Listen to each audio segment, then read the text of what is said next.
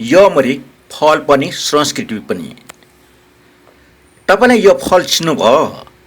काठमाडौँका नेवार समुदायमा यसलाई यमरी भनिन्छ। स्वादमा गुलियो, रसिलो र निकै मिठो। तर यमरी भनेपछि नेवार समुदायले सम्झिने कुरा केवल यो फल मात्र होइन। धान्य पूर्णिमाका दिन चामलको पिठोबाट बनाइने यमरी आज पनि नेवार संस्कृतिको सबैभन्दा लोकप्रिय परिकारमध्ये एक हो।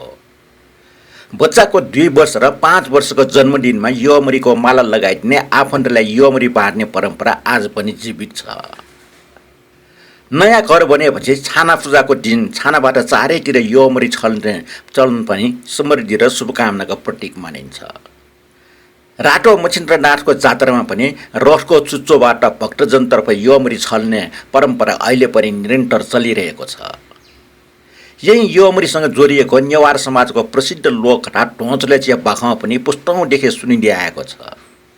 आज हामी dragon fruit, avocado, kiwi fruit जस्ता विदेशी फलको व्यावसायिक खेती गरिरहेका छौँ।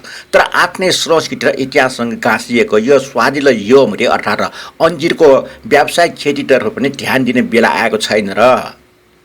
सायद यही फलले भविष्यमा किसानको आम्दानी बढाउने अर्को अवसर पनि दिन सक्छ। संस्कृति जोगाउँ, आफ्नै फललाई पनि चिनाउँ।